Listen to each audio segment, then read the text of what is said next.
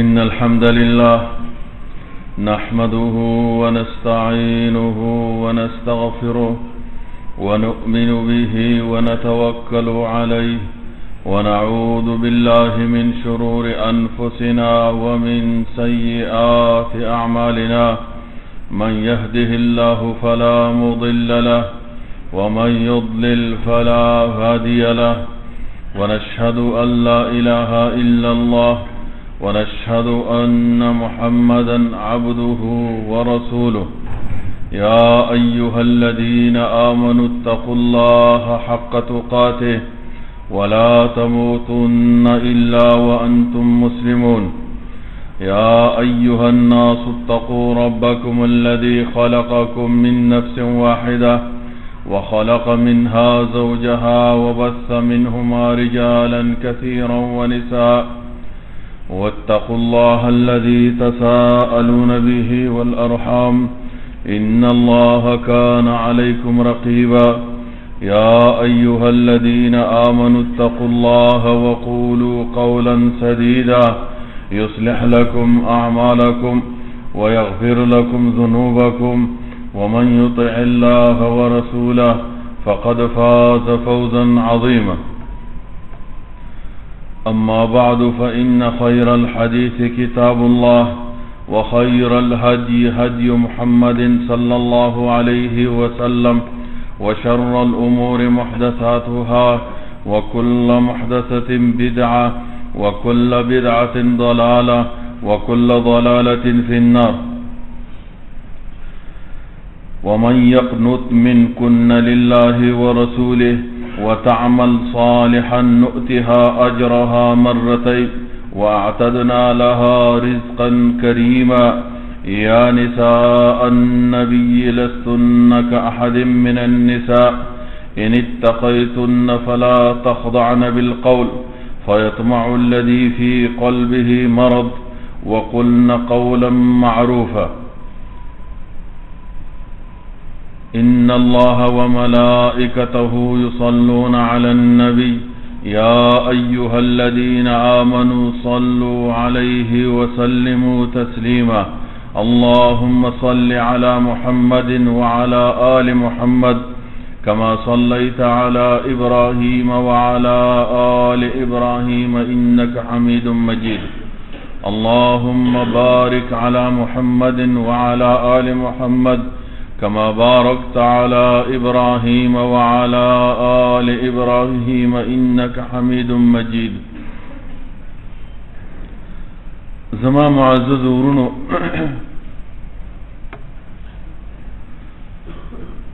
تاسو تفته دا چې د مسلمانانو میندې او د جناب محمد رسول الله صلی الله علیه وسلم محترم بیبیانی د هغه بیبیانو نه یو حضرت سودا بنت زمعه بن قیس بن عبد شمس رضی الله تعالی عنها مخکې خطبو کې د حضرت خدیجه کبرا رضی الله تعالی عنها مناقب بیان شیو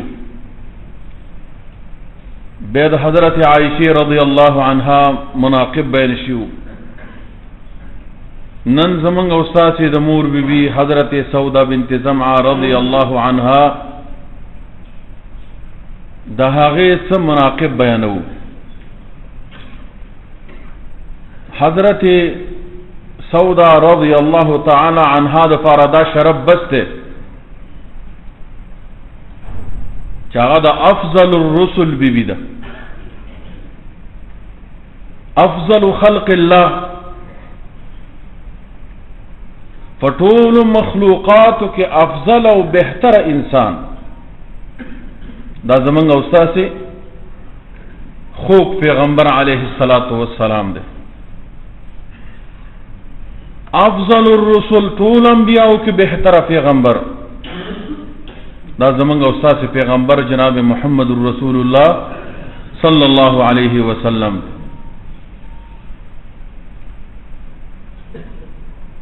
د حضرت سودا رضی الله عنها دا شرف چې محمد رسول الله صلی الله علیه وسلم داغه خاوند دا کافی دی. قرآن عظیم شان کې هر چا د پاره رب العالمین مناسب هدایت کړی.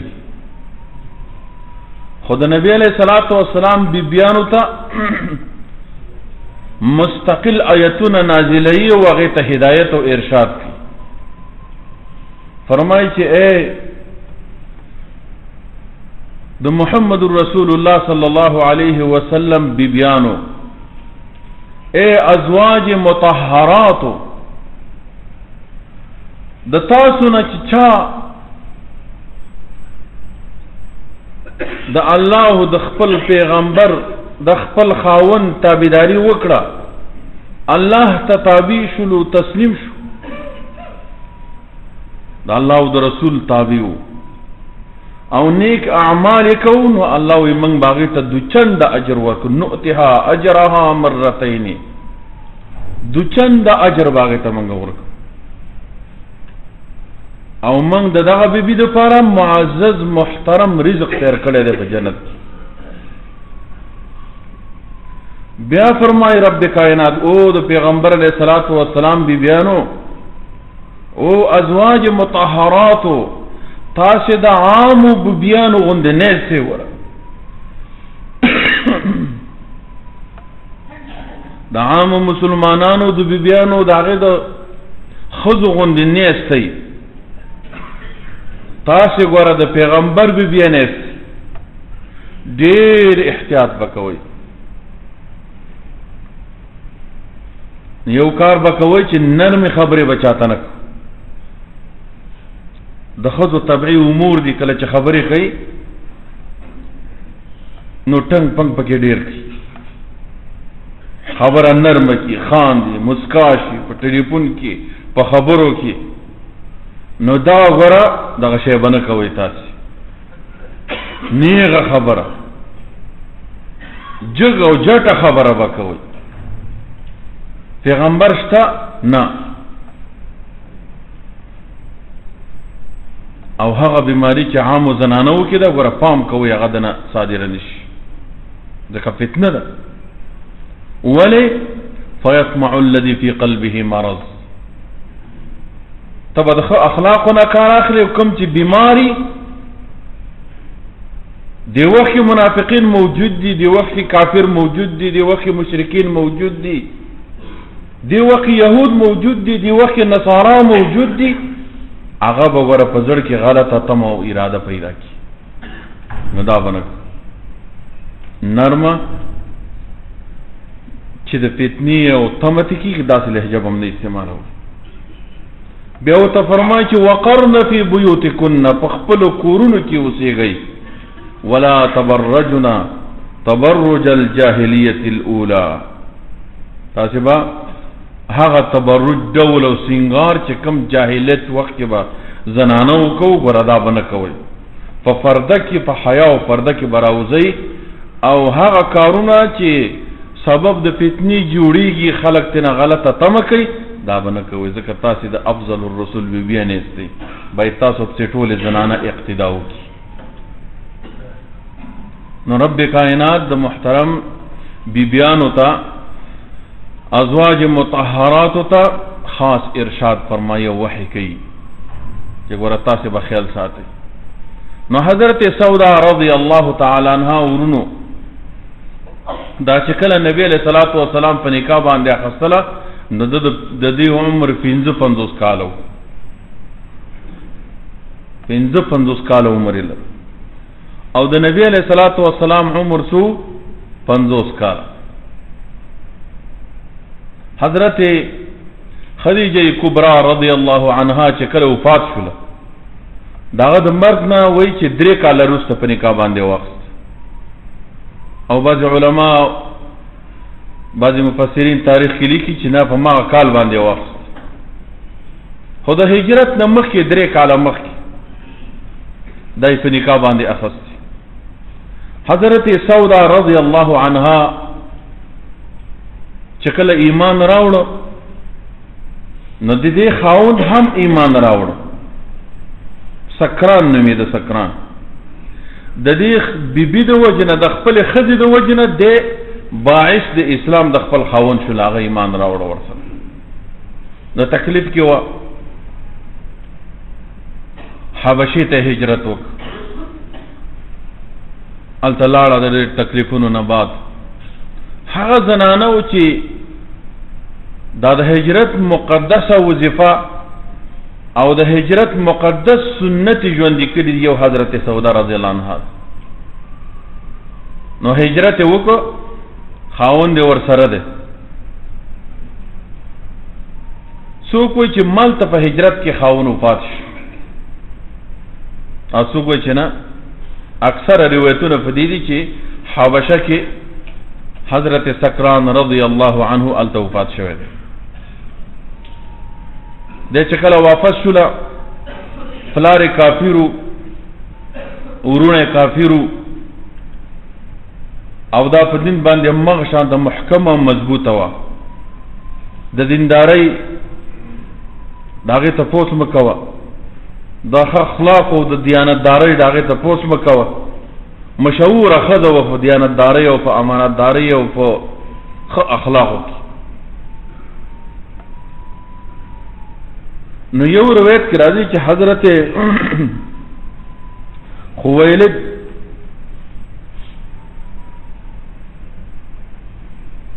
اگر رالا نبی علیہ الصلوۃ والسلام ته او فرمایل بنت خویلد چې ته ولې نکاح نه کوي؟ نو هغه ورته ویل چې څوک وای هغه زنانه چې بالکل جنۍ او نکاح نه کړي یو هغه وک دا څوک دا وای دا چې کوم تا ته ستا نږدې دوست دی مرګره دی صاحب دی حضرت ابوبکر صدیق دا غلور د حضرت عائشه دا په نکاح باندې واخ او بل ورته خود لا چې حضرت سودا بنت زمعار رضی الله عنها دم ډیره خد زنانه ده کونډه ده دا په نکاح باندې واله.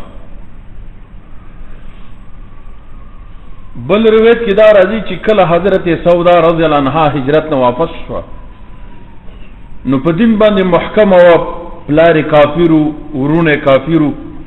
نبی علیہ الصلوۃ والسلام ته د حالت فتح و چې اسنه چې ورونه او قوم راوغاړي او په عذاب کې مصیبت کې واقع کی تکلیف ته ورسیږي نو غوښتلې چې د دې نه بچ شي 55 کال عمر یو نو هغه نه مطالبه وکړه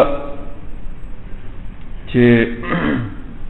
زه غواړم چې تا په نکاح باندې واخ. نو محترم ورونو دی وخت کې چې کله دا بیبي ورته ورغله ورته وایي چې تا ته ډېر بهترین خوشخبري راغلی ده او ښه زیری مې راوړی. وایي څه دي؟ وایي نبی علیه الصلوۃ والسلام غواړي چې تا په نکاح باندې واخلي. ډېره زیاته خوشحاله شو. نو ورته وایي چې ته ورشه زما د پلار سره مشوره وکړه دا خبره ورته وکړه. نو پلار یې ډېر زیات ځکه د دې عمر 55 کال نو پلار عمر به څومره و بوډا و بېهوشه غوندې په حالت باندې نه پوهېده خبرو باندې. چې کله هلته ورننوتله او خبره ورسره وکړه ورته وایي چې تره ستا لور چې دا حضرت سودا داغه مطالبه محمد ابن عبد الله کړی د وچ په نکاح باندې اخلم او ته محمد ابن عبد الله الصادق الامين وای او دا خو بیخي مناسب د زمانه دی لور د پاره وستان امرګری څه نظر لري وای دا غم خو خدای چې په نکاح یوالي نراوی غوښتله خپل لور او ورته ویل چې داسې تا ته خطبه شوې ده وای بالکل صحیح د پلار په مشوره باندې نبی له صلوات و سلام هغه بیبي په نکاح باندې واخیست. محترم ورونو چونکی عمر زیاتو آخر وخت هغه ځان عبادت د پاره چمتو کو ټول شپه په تهجد باندې ولاړو هغه خپل شپه هغه کار به کو چې کوم کار باندې نبی علیہ الصلوۃ والسلام خوشحالي نبی علیہ الصلوۃ والسلام ته حضرت عائشہ رضی الله عنها نهایت ګرانه و ډیر زیاته او تیر او محبوبه و نو د نبی علیہ الصلوۃ والسلام د زړه د خوشحالي په خاطر باندې او چونکی دی ورته نهایت محبت لري نو هغه خپل شپه هغه حضرت عائشہ رضی الله عنها ته او بخله چې زما شپه چې کوم دا چې مال راځي هغه شپه هم حضرت عائشہ رضی الله عنها ته ورکړه په هغه شپه باندې دغه خواله راځي. نبی علیہ الصلوۃ والسلام کې ډیر زیات عادل او انصاف اهاري بیبي ته شپه ورکوله یو شپه له ورته متاسفانه زمونږ استاد پښتانه چې کله دویمه خزه وکي نه اوله خزه سره به دښمنی شروع کی کلونو باندې داسې معامله ور سره کوي لکه د گاونډي سره الک الله دې تا ته هدایت کی اول مکوا چې وکي به د عادل او انصاف نه کار واخ ورونه الله دې مونږ او تاسو دې حالت نه وساتي کم سړی چې د خپل بیبيانو منځ کې عادل او انصاف نه کوي نو قیامت ورځ کې هغه پاتېږي دا یو طرف به وچی کو لکه فالج چې وهلې نو دا یو سیټ به کوږي وچ به او کوک بزي حساب کتاب خو به سره ورسته کی خدا د قیامت د فاتېدلو د قبر نه چې فاتېږي نو یو طرف به وچی الله دې حال نه مسلمان وساتي. ناول پښتانه دې ډېر سوچ او فکر کوي چې کوم یو سړی د عادل او انصاف او شریعت د اصول د نبی علیہ السلام د هدایت او ارشاد مطابق د تعامل د دویمه خزي او د دوانو خزو منځ کې کولای شي ودی کی او کني شي کولای باید ځان ته نو وساتي ځکه چې عادل او انصاف دا مطلوب او به زنانو کې فتنې مصیبتونه موجود نو میشتي زه ډیر دا چې خلق پیژانم چې عادل انصاف د خزي سره نه کو او په مغه حالت کې وفات شو اول خزي په طرف باندې نه ورځي د بعضې پښتنو کې دا عادت د پورته د ملکان او د سوات د پورته دی علاقو کې چې اوله خزه ولېږي د پلار کړه وای ځان ته اوسېږي او په هغه طرف باندې نه ورځي نو له طلاق ورکوي نو له خرچه ورلېږي وای دلته د پلار کړه ناست نو دا ډېر ناروا او غلط عمل دی چې کله چا په نکاح کې نو شرعي طریقې سره عدل او انصاف نه دي کار اخلي کومه کپړه چې کشري خزل راوړي هغه د مشري خزل راوړي کم سامان چې کشري له اخري یو شان ته باید واخلي یو هغه د واده سامان دی علاوه د دین علاوه چې کم شي کومه ترکاری کومه روټي چې دې راوړي به یو شان ته راوړي البته ماشومان ته دی ګوري د یوې خزه ماشومان زیات دی غل د لګه زیاته برخه راوړي یو خزه د دوه درې ماشومان دي کیلو غوښه منی کار کیږي غل د کیلو راوړي اول د 15 شپږ اته ماشومان دي یو نیم کیلو 2 کیلو دی راوړي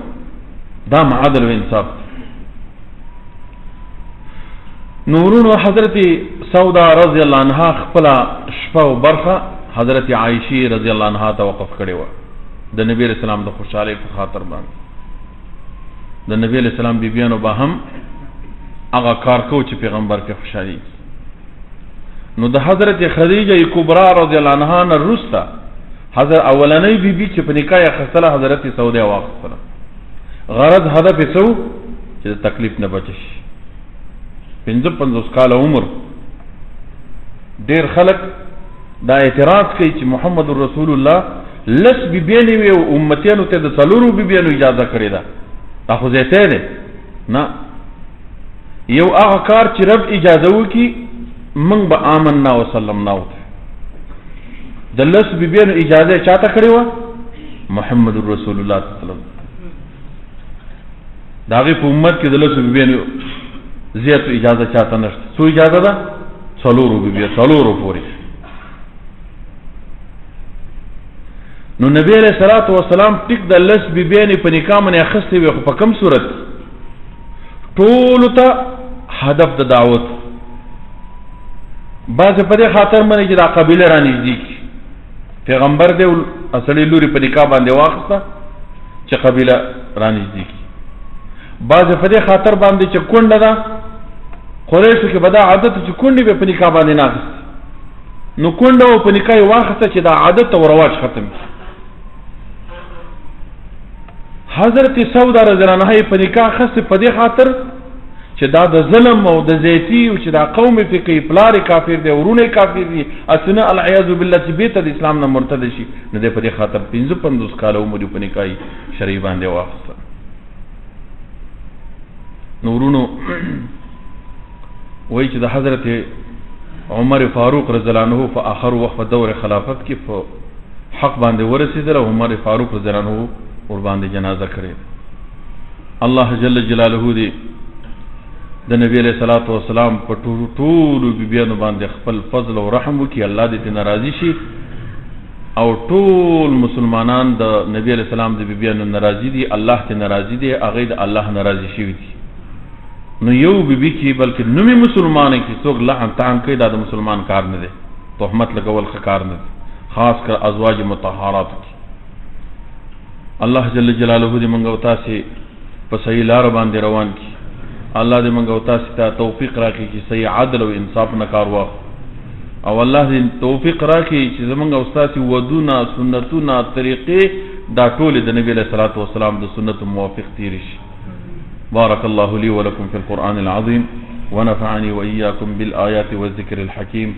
إنه تعالى جواد كريم ملك بر ورب الرؤوف الرحيم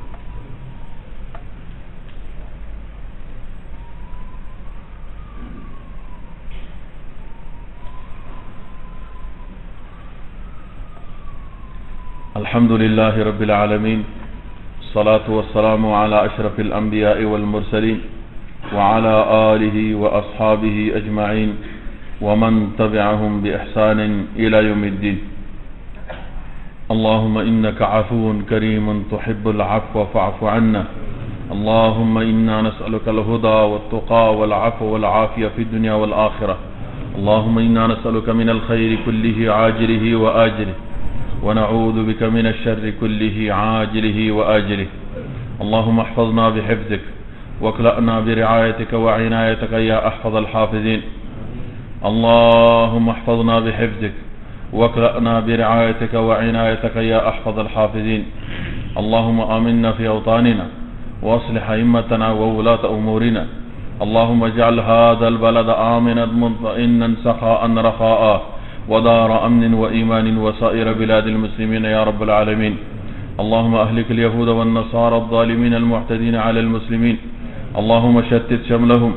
وفرق جمعهم وخرب بنيانهم اللهم أرنا فيهم عجائب قدرتك يا جبار يا قهار اللهم إنك عفو كريم تحب العفو فاعف عنا